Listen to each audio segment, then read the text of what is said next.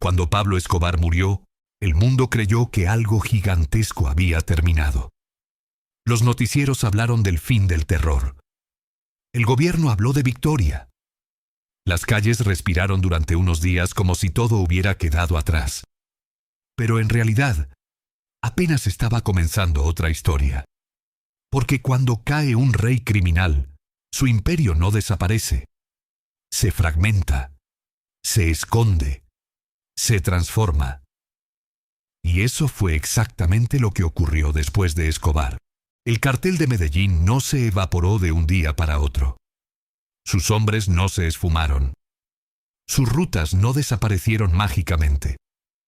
Sus millones no dejaron de circular. Al contrario, la maquinaria del narcotráfico siguió funcionando, solo que sin un rostro único al mando. La pregunta real no era, ¿qué pasó con el cartel? La pregunta incómoda era otra. ¿Qué pasó con los hombres que lo sostenían? Los sicarios, los contadores, los enlaces, los intermediarios, los hombres invisibles que convertían la coca en poder. Algunos huyeron, otros se escondieron, muchos cambiaron de bando, varios murieron en silencio. Pero la estructura siguió viva, porque el narcotráfico no es un hombre, es un sistema, y los sistemas no mueren, evolucionan. Antes de seguir, si te interesan estas historias reales, profundas y pocas veces contadas, suscríbete al canal ahora.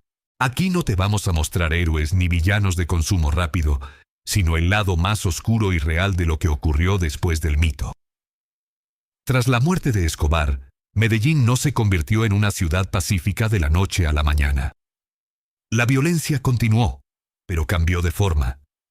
Los atentados masivos disminuyeron, pero comenzaron los asesinatos selectivos, los ajustes de cuentas silenciosos, las desapariciones que nunca llegaron a los periódicos. Y lo más inquietante, muchos de los antiguos hombres de Escobar no se retiraron, solo se reciclaron. Algunos entraron al mundo paramilitar, otros se integraron a nuevos carteles. Algunos pasaron a servir como informantes, y los más peligrosos se profesionalizaron. Porque el narco moderno ya no necesitaba edificios explotando. Necesitaba discreción. Necesitaba contabilidad. Necesitaba rutas limpias. Necesitaba hombres que supieran moverse sin ruido. Se pasó del imperio ruidoso a la empresa silenciosa. Las rutas cambiaron. Las alianzas se reescribieron. Los nombres famosos desaparecieron. Pero la droga siguió viajando. De Colombia a México. De México a Estados Unidos. De Sudamérica a Europa. Menos tiros. Más negocios. Menos espectáculo. Más sistema. El vacío de poder que dejó Escobar fue como una explosión invisible. Destruyó jerarquías antiguas y permitió que nuevos depredadores emergieran. No hubo un nuevo gran capo dominante. Hubo decenas de pequeños reyes que entendieron que el poder moderno no se muestra, se esconde.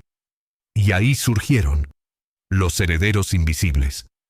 No heredaron su apellido, heredaron sus rutas, heredaron su red, heredaron su negocio. Pero hicieron algo diferente. Nunca quisieron su fama. Porque aprendieron algo que Escobar no aprendió a tiempo. La fama mata. Desde entonces el narcotráfico se volvió más profesional, menos emocional. Se convirtió en una industria globalizada, sin bandera y sin centro. Un mercado negro que no necesita ídolos, sino estructuras. Y mientras el mundo seguía viendo documentales sobre el pasado, el negocio seguía creciendo. Más discreto, más sofisticado, más mortal. Escobar murió, pero el modelo que creó sigue vivo. Y esa es la verdad que incomoda. El fin de un capo no es el fin del sistema. Solo es un reajuste del poder. Cuando el cartel de Medellín se desmoronó, muchos creyeron que los sicarios de Escobar serían los primeros en desaparecer. Algunos imaginaban que huirían del país, otros que acabarían en la cárcel, y muchos pensaron que simplemente serían exterminados por rivales. Pero la realidad fue más compleja y, sobre todo, más inquietante. No hubo una limpieza total. No hubo un corte definitivo. Hubo una transición silenciosa. Muchos de aquellos hombres que habían aprendido a matar por encargo no perdieron su valor dentro del nuevo mundo criminal. Al contrario, su experiencia se volvió aún más valiosa. Sabían moverse en la sombra, evadir controles, desaparecer sin dejar rastro y ejecutar órdenes sin hacer preguntas. Eso, en el nuevo narcotráfico, se convirtió en una moneda de cambio tan poderosa como la droga misma. Algunos se unieron a estructuras paramilitares, otros ofrecieron sus servicios a carteles rivales. Varios cambiaron de nombre, de ciudad y hasta de rostro. Y unos pocos, los más inteligentes, decidieron no empuñar más un arma, sino dirigir a quienes lo harían por ellos. Fue allí cuando muchos sicarios dejaron de ser soldados para convertirse en operadores. El sicario moderno ya no vivía buscando llamar la atención. No era el joven temerario de pistola al cinto y cadena de oro visible. Ahora era un hombre invisible. Vestía como cualquiera. Trabajaba como cualquiera. Y mataba como nadie esperaba. El perfil cambió por completo. El miedo también. En lugar de masacres públicas comenzaron ajustes discretos. En lugar de bombas, balas silenciosas. En lugar de escándalos, entierros rápidos. El mensaje ya no era «mírenme», sino «no me vean». Algunos exsicarios murieron jóvenes, incapaces de abandonar ese mundo. Otros terminaron presos antes de cumplir 30 años. Pero los que supieron adaptarse se transformaron en algo todavía más peligroso. Especialistas. Hombres que no solo sabían matar, sino planificar, negociar, infiltrar y dirigir. El narcotráfico dejó de ser impulsivo. Se volvió empresarial. Los asesinatos se convirtieron en contratos. La violencia en logística. El terror en estrategia. Muchos antiguos sicarios se integraron a redes mucho más grandes de crimen organizado. Algunos comenzaron a viajar fuera del país. Otros se especializaron en extorsión, secuestro, contrabando o lavado de dinero. El delito ya no era local, era internacional. Y es ahí donde el legado de Escobar se vuelve más inquietante. No dejó solo terror, dejó conocimiento. Dejó una escuela criminal, una generación que aprendió no solo a sobrevivir, sino a profesionalizar lo ilegal. Y esa generación sembró lo que hoy conocemos como las nuevas mafias latinoamericanas. Más discretas, más estructuradas, menos espectaculares y mucho más duraderas. El sicario del cartel no murió con Escobar. Cambió de traje. El pequeño asesino se volvió operador. El operador se volvió coordinador. El coordinador se volvió estratega. Y quien sobrevive en ese proceso, gobierna. La violencia se trasladó del ruido a la organización.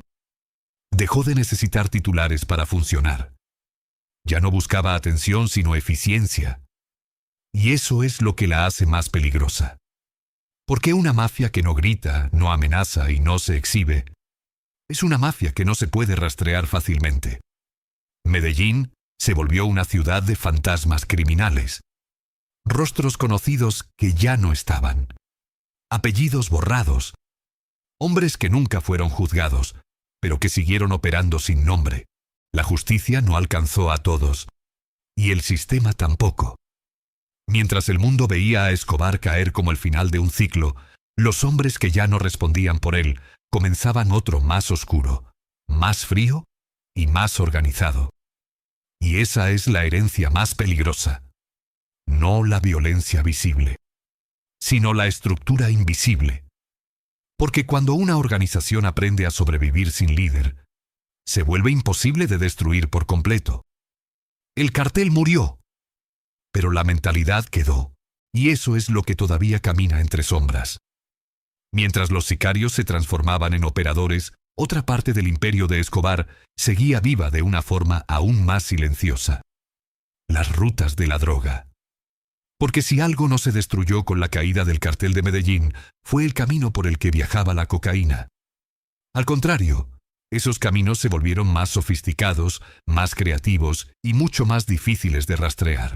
Las rutas que una vez dependían de cargamentos visibles y operaciones artesanales, evolucionaron hacia una red invisible que cruzaba océanos, fronteras y sistemas financieros.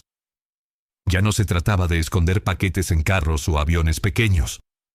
Se trataba de infiltrar contenedores oficiales, empresas legales, importaciones masivas y negocios aparentemente normales. La cocaína dejó de viajar sola. Viajaba con documentos, con firmas, con sellos legales. Y eso fue el verdadero cambio. Después de Escobar, el narcotráfico abandonó la improvisación y abrazó la ingeniería logística. Puertos, aeropuertos, empresas fachada y transportistas legales se convirtieron en piezas de un rompecabezas criminal global. Las rutas se fragmentaron para no depender de un solo corredor. Si caía una, había otras 10 esperando. Colombia dejó de ser el único eje. Centroamérica, México y el Caribe se convirtieron en los grandes corredores del nuevo sistema. Y mientras unos luchaban por controlar territorios, otros entendieron algo clave. El poder no estaba en la tierra. Estaba en el tránsito. En mover sin ser visto. En pasar sin ser notado. En existir sin ser registrado. Así nació el narcotráfico moderno. No como un cartel centralizado, sino como una red descentralizada. Células pequeñas, independientes y conectadas solo por intereses comunes. Nadie lo sabía todo. Nadie dependía de todos. Todos sospechaban de todos. Una estructura perfecta para sobrevivir. Los herederos de Escobar no heredaron mansiones ni escoltas. Heredaron contactos. Heredaron permisos falsos. Heredaron nombres de empresas limpias. Heredaron contactos en aduanas y muelles. Y con eso, construyeron un imperio aún más resistente. Uno que no necesitaba armas visibles para sostenerse. Solo necesitaba tiempo. Mientras el mundo hablaba de el después de Escobar como una etapa más tranquila, la realidad era otra. El negocio crecía, más discreto, más global, más intocable. El cartel había muerto como símbolo, pero resucitado como sistema de tráfico internacional. Las nuevas mafias aprendieron de los errores del pasado. Aprendieron que la violencia excesiva llama demasiado la atención. Que la ostentación atrae enemigos. Que el ego mata imperios.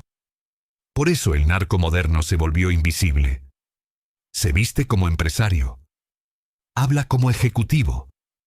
Viaja como turista. Opera como si no existiera. Y ahí es donde el legado de Escobar se vuelve irónico. Él construyó fama. Ellos construyeron invisibilidad. Donde Escobar quería ser reconocido, ellos quieren desaparecer. Porque entendieron una cosa que el mayor capo del mundo nunca asumió del todo. Un imperio criminal no sobrevive con culto a la personalidad. Sobrevive cuando nadie recuerda tu rostro. Hoy, las rutas que nacieron con Escobar siguen funcionando sin él. Cruzaron nombres, cambiaron manos, se adaptaron a nuevas tecnologías, pero siguen llevando el mismo producto. El tráfico no murió, se modernizó, y mientras los gobiernos celebraban victorias simbólicas, el mercado negro se volvía más fuerte que nunca. Nadie proclamaba reyes, no había tronos, no había coronaciones, pero el negocio seguía produciendo millones, minuto a minuto. Sin titulares, sin homenajes, sin documentales, solo movimiento. Porque esa es la nueva ley. Si el negocio es invisible, es invencible durante más tiempo. Y esa fue la verdadera herencia que dejó Escobar. No un cartel, sino una carretera que nadie consigue cerrar. Con el paso de los años, algo quedó claro. Pablo Escobar murió, pero el mundo que ayudó a construir no colapsó. Cambió de forma, de rostro y de estilo, pero no desapareció. El narcotráfico no necesitaba más ídolos caídos, necesitaba silencio, adaptación y tiempo. Y tuvo los tres. Los sicarios que sobrevivieron aprendieron a no dejar huella. Los herederos comprendieron que la fama era una sentencia de muerte. Las rutas se volvieron invisibles. Las guerras se volvieron estratégicas. El crimen dejó de ser caótico y se volvió administrativo. Donde antes había explosiones, hoy hay papeleo. Donde antes había amenazas públicas, hoy hay llamadas breves. Donde antes reinaba el terror visible, hoy gobierna la discreción. El legado de Escobar no es un museo de recuerdos sangrientos. Es una industria que sigue respirando en las sombras. Cada vez que una ruta es cerrada, otra se abre. Cada vez que un nombre cae, 5 nuevos aparecen. Cada vez que un grupo es desmantelado, otro hereda su lugar. El negocio no se alimenta de rostros, se alimenta de demanda. Y mientras exista demanda, habrá alguien dispuesto a abastecerla. Eso es lo que muchos no quieren admitir. No fue Escobar quien creó el narcotráfico. Fue el narcotráfico el que creó a Escobar, y cuando ya no lo necesitó, siguió adelante sin él. La verdadera tragedia no fue la muerte del capo. Fue la ilusión de que con su muerte algo terminaría. Pero no terminó nada. La violencia se ocultó. El dinero cambió de manos. Las mafias se reorganizaron. Y el sistema sobrevivió. Hoy, los nuevos capos no aparecen en titulares. No son íconos. No son leyenda. Son cuentas bancarias. Son empresas fantasma. Son nombres que nunca se publican. Y esa es su mayor fortaleza. El mal ya no busca aplausos. Busca estabilidad. Mientras el mundo recuerda a Escobar como una figura del pasado, el negocio que lo levantó sigue vivo, transformado y repartido en 1000 manos invisibles. La historia no terminó con un disparo. Solo cambió de capítulo. Si este relato te hizo ver el narcotráfico con otros ojos, si te ayudó a entender que no se trata de hombres sino de sistemas, síguenos y suscríbete al canal. Aquí no contamos historias para glorificar. Contamos historias para comprender. Porque entender es el primer paso para no repetir. Y aún quedan muchas verdades que merecen ser contadas.